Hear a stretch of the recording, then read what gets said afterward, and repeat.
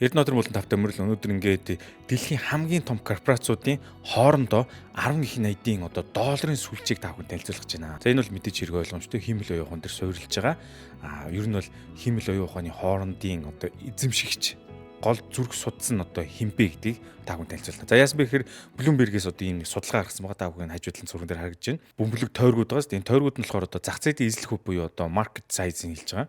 За тэгээд хамгийн том нь бол голдоо мэдээж хэрэг NVIDIA компани 4.5 их найт долларын үнэлгээтэй. За тэгэхээр миний хэлж байгаа юм гол юу вэ гэхээр энэ зургийг бол Bloomberg-ээс саяхан гаргасан бөгөөд хиймэл оюун ухааны bubble буюу энэ бөмбөлөг ер нь ямар шугам бүтцтэй яаж явж байгаа гэдгийг маш гоёор харуулчихсан юм. Томьёосон зураг учраас энийг дэлгэрүүлж та бүхэнтэй тайлбарлая гэж бодож байна. Тэгээд энэ видеог дуустал үзсний дараа та бол эн чинь ийм мөнгө ингэж хоорондоо эргэлдэм юм, ийм учиртай юм гээд хоорондоо хэрхэн юм дамжигдаж явж байгаа тэр бүх бүтцийг ойлгох болно. Тэгэхээр та бүхэн дуустал үзээрэй. За энэ дугуй бөмбөлгнүүд бол мэдээж хэрэг марк сайзыг би та бүхэнд хэлж байгаа гэж түрүүлсэн.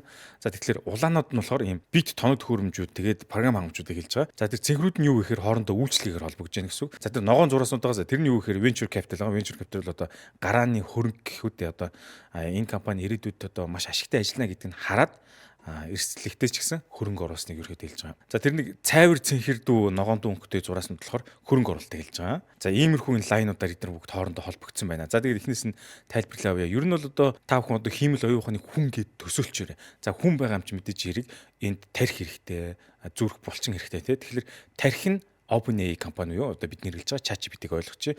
Булчин ба зүрх буюу цуцыг шахаж байгаа цусыг шахаж байгаа тэр гол зүрх булчин маань юу гэхээр NVIDIA компани гэж байгаа. Дэлхийн хамгийн том үнэлгээтэй компани гэсэн үг. Бусад ингээд судлууд, яснууд гэх юм бол Microsoft, Oracle, AMD, Intel зэрэг компаниудыг хэлж байгаа. Харин амьсгалах уушиг дээр нь болохоор CoreWeave, Figure зэрэг юм жижиг үйлчлэгээ, жижиг cloud service үзүүлдэг компаниудыг хэлж байгаа. За тэгэхээр эдгээрийг бүгдээрээ нэг үрчлэн хоорондоо ямар гэрээ хийсэн, яаж мөнгөө солилцоод байгаа. За тэгээд энэ компаниуд нь ямар учиртай гэдгийг ойлгоцгоё. Ерөнхийдөө хүсэгтний гол төвд байгаа OpenAI компанийг харж байна. Энэ бол 500 биллион бие 500 тэрбум үнэлгээтэй байгаа. Тэгэхээр OpenAI компани бол ChatGPT, GPT-4, 5 гэл бүх энэ технологиг эзэмшиж байгаа компани гэсэн үг. OpenAI компани уу бидний хэлж байгаа ChatGPT маань ганцаараа ерөөсөө амьд орших боломжгүй. За тэгэхээр энэ OpenAI компаниг амьсгалуулдаг юу гэдэг нь амьд байлгаж өгдөг, хүч өгдөг түншүүд байгаамаа. Ер нь энэ бүх санхүү экосистемийн гол тарих нь бол OpenAI компани болж байгаамаа. Тэг мэдээж хэрэг ард нь аврах том өөр бус компаниуд үжиж л энэ нийлүүлэлтийн сүлжээн дээрийн тогтжоо гэсэн үг. За тэгэхээр зураасыг харъя гэх юм бол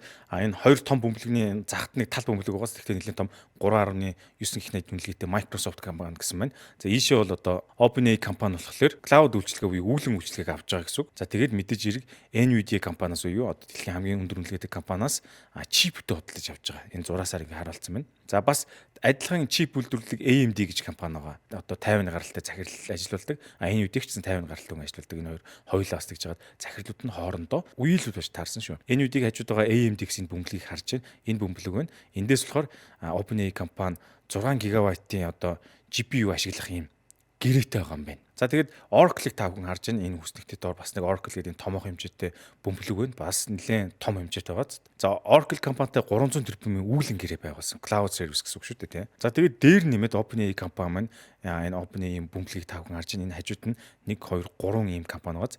Ambience Healthcare, Harvey AI, Anisberg гэдэг эдгээр болохоор жижиг ийм стартапуудад өөрөө OpenAI компани хөрөнгө оруулалт хийсэн гэсэн үг. Та бүхэн харж байвал энэ ягаан зураас явж байгааз. Ягаан зураас юу гэхээр бас нэг үйлчлэгээрээ програм хангамжаар бас дэмжиж байгаа гэсэн үг. Тэгэхээр энэ стартапуудад API-ягаараа дамжуулан дэмждэг гэсэн үг. Өөрийнхөө үйлчлэг гэсэн үг. Тэгэхээр ногоонууд нь болохоор venture capital-ыг илтгэж байгаа гэж хэлсэн тийм. Ийм байна. За тэгэхээр OpenAI бол тарих. Тэгээд орчин тойронд байгаа энэ бүгдүүд нь булчин байна. Одоо тэгээд энэ бүх эргэтэн хэрхэн хоорондоо холбогдож мөнгө эрчим хүчийг эргэлдүүлж байгааг бас дэлгэрүүлж харъя. За одоо NVIDIA компани талаар ярилцъя. Энэ бол гол зүрх буюу хүний биеэр ярих юм бол цусыг гүйлгэж байгаа шахаж байгаа тэр зүрх байгаа. Тэгэхээр NVIDIA компани бол энэ голд нь яг цөм нь бол чинь хамгийн том юм тойрог. Тэгээ энэ бүх компаниудтай холбогдож байгаас энэ бүх зураасууд бүх зам ROM руу гэдэг үг үлдэн шүү дээ. Тэр шиг бүх зурааснууд NVIDIA компани руу бүх хөрөнгө оруулалт бүх юм чиглэж байна. Хиймэл оюун ухааныг хэрэглэхийн тулд ямар ч компанид энэ AI-ийн бүх системүүдийг ашиглахад GPU буюу энэ график процессор шаардлагатай байдаг. Тэрийг бол NVIDIA гэдэг. Гэхдээ NVIDIA бол дизайн загварчлаа гараад хийхийг нь бол Тайванд үйлдвэрлэж байгаа. Тайваны TMC компани бол үйлдвэрлэж байгаа шүү дээ. Америкт бол хийхгүй байгаа гэсэн. Энэ компани маань OpenAI компанид 100 тэрбум хүртэлх хөрөнгө оруулна гэж одоо гэрээгээр тохирсон байгаа. Тэгэхээр OpenAI компани технологийн хамгийн том харилцагч нь NVIDIA компани болж байгаа гэсэн. Ер нь бол одоо бид нэр хэлж байгаа ChatGPT, GPT-5 зэрэг бүх одоо энэ системүүд бол NVIDIA компани GPU дээр ажиллаж байгаа шүү дээ. Тэгэхээр одоо NVIDIA-гаас хийж байгаа энэхүү том хөрөнгө оруулалт нь OpenAI компани үнэлгээг өсгөөд дээр нь NVIDIA компанийн чипийг худалдан авах тийм эрэлтийг дахин авчирна гэсэн. Мэдээж иргэн байн байхгүй жил ирэх тусам дахиад шинжил хэрэгтэй болно л доо технологи юм чинь. Энэ бол тарих тэр одоо зүрх хоёр хамтран ажиллаж байгаагийн хувилбар гэсэн. Нэгнийхээ үйлчлэгийг аваад нөгөөдгөө дэмжинэ гэсэн. Нөгөөдгөө хөрөнгө оруулалт хийж чинь нөгөөд нь буцаад худалдаа авалт юм гэсэн. Ийм уялдаа холбоо явуулж байна гэсэн үг шүү дээ. Ил харагдахтаа бүгд хоорондоо өрсөлдөгч юм шиг харагддаг боловч цаанаа ингээд цусны эргэлт нь бол маш нарийн холбогдсон байна. За мэдээж хэрэг Oracle, Microsoft, OpenAI компани бол бүгд NVIDIA-га GPU хэрэглэж байгаа. Тэгэхээр энэ компанид бүгд NVIDIA-гаас хамааралтай энэ зураснууд бол явсан байна. Энэ хиймэл оюухнууд бүгд NVIDIA компани GPU-гээр цохилж байна гэж ойлгож байна. За бүгдээрээ дээшлээд Microsoft компаниг харъя. Дээдлэлт нь 3.9 их найдын үнэлгээтэй Microsoft компани нь энэ болохоор санхүүжүүлэгч гэж жилжих болох юм байна да. Ер нь бол OpenAI компани хамгийн том түнш. Тэгээд бараг хэдэн 10 тэрбум долларыг бол OpenAI компанид хөрөнгө оруулалтаар хийсэн. Тэгээд тэр хийсэн хөрөнгө оруулалтын хариуд OpenAI-ийн үйлчлэгийг өөрсдөө системд холбож байгаа. Бас Microsoft-ийн өөрсдийнх нь Azure гэдэг үүлэн систем байдаг. Түүнийгээ одоо OpenAI компани зарим тохиолдолд ашиглуулж байгаа. Тэгээд ChatGPT-ийн тэр API-гаар нь одоо Microsoft-ийн өөрийнх нь бүтээгдэхүүнүүд байгаа шүү дээ. Office 360 гэдэг юм уу, Copilot гэдэг юм уу, эднэртэйгээ бүгдийг нь холбож байгаа гэсэн. Гэтэ OpenAI, Microsoft хоёр хоорондоо жоохон гэрээний хот заримдаа тийм маргаан антар гарч байгаа хэлжлээсэн. Гэтэ энэ бол том гэрээний түнд бол байх жижиг асуудлууд л та. За тэгэхээр Microsoft компани одоо Word, Excel, Outlook гэдэг бид нар өргөн хэрэглэдэг програмууд бүгд ChatGPT-ийн суурийг одоо API-г татаж AI-г одоо энэ програмууд дээр холбож ашигладаг гэсэн. Тэгэхээр Microsoft бол OpenAI компанид хөрөнгө оруулалт хийсэн. Тэгээд OpenAI компани бол Microsoft хэрэглэгчдийг бас татдаг юм фүнэл болон ухсрагдж байгаа гэсэн. За одоо бүгдээрээ Oracle руу оръё. За NVIDIA-гийн доороо Oracle гэдэг нь бас нэлээд томоохон бөмбөлөг байгааг та бүхэн харж байна. За Oracle компани бол дөрөвдөр дурдсан OpenAI компанитай 300 тэрбумын одоо гэрээ байгуулсан. Үйлчлэгээр тий бас.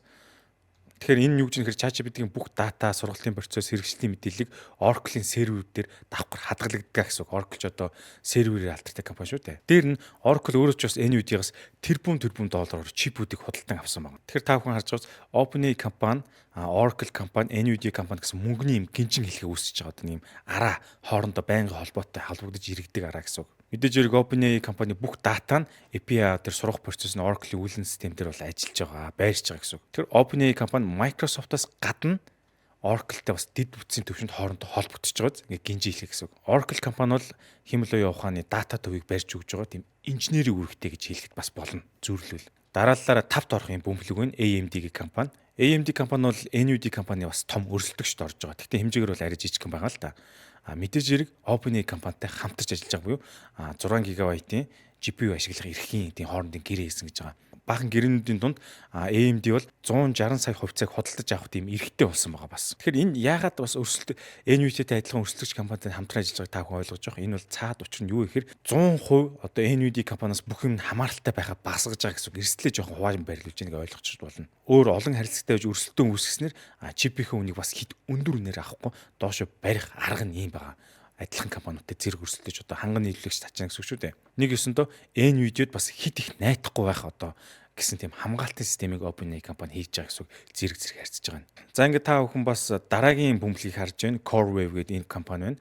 Энэ хэсэгт харагдаж байна. CoreWeave бас нэг арай жоохон жижиг дүү бөмбөлөг болсон байгаа. За энэ компани бол одоо NVIDIA компаниас 6.3 тэрбумын үйлчлэг авсан байдаг. Харин OpenAI компани бол CoreWeave-д одоо 22.4 тэрбум хүртэлх одоо тийм төлбөр төлөх гэрээ бас байгуулсан байгаа. Үйлчлэгээ гэрээ. Хэмэл оюухны тарих ажиллаханд бол серверийн хүч хэрэгтэй байдаг. Сервер л зайлшгүй шүү дээ. Тэрийг одоо CoreWeave хангаж өгч байна гэсэн үг. OpenAI, CoreWeave, NVIDIA гэсэн бас дахиад нэг юм гурвалсан хамаарал гараад ирчихэж байгаа. Ер нь CoreWeave-ийн үйл ажиллагаа нь юу гэхээр NVIDIA-гийн чипүүд дээр суурлаад тийм үүлэн сервер, cloud сервер ажиллаулдаг юм стартап компани байгаа. Энэ CoreWeave гэдэг компаниас NVIDIA компани дахиад үйлчлэг авч байгаа.